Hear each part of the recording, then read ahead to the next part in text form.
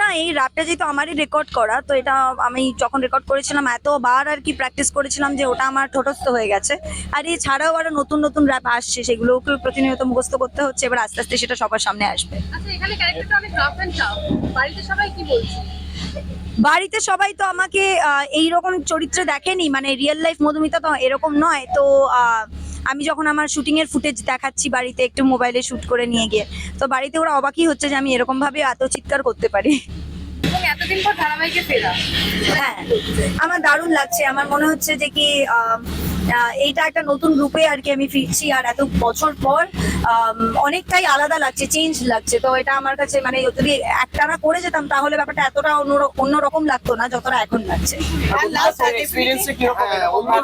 বিভৎস বিভৎস এরকম জিনিসের জন্যই তো we live for this kind of experiences. তো আমি খুব খুশি। And last but not the least, যেটা হয় আর কি, তোমরা পারফরমেন্স করো যাদের জন্য, আজকে তাদের মাঝখানে থেকে একদম সেই গ্রাউন্ড থেকে আর কি তাদের তোমরা পালসটা বুঝলে, আজকে তুমি পালসটা বুঝলে, সেটা নিয়ে কি বলতে চাই এবং লাস্টে দর্শকদের জন্য পারফর্মার হিসেবে তো এটা খুব ভালো লাগে যখন দর্শকের চোখের মধ্যে সেই এক্সাইটমেন্টটা দেখি, যখন তারা আমাদের দেখে আর কি এক্সাইটেড হয়। তো সেই যে চোখটা চকচক করে সেটা দেখেই আমাদের আরো বেশি মোটিভেটেড আমরা হই। সেটাই আমরা দেখেছি এই মাঠে। আর আশা করি যে এই ধারাবাহিকটা যখন চলবে তখন মানুষের জীবনেও এই ধারাবাহিকটা দেখার জন্য অতটাই আর কি এক্সাইটমেন্ট থাকবে। তো আমি সেটাই ভগবানের কাছে ভোলেনাথের কাছে প্রার্থনা করি। বলে বাবা কার করেগা। একদম ভোলে বাবা পার করেগা।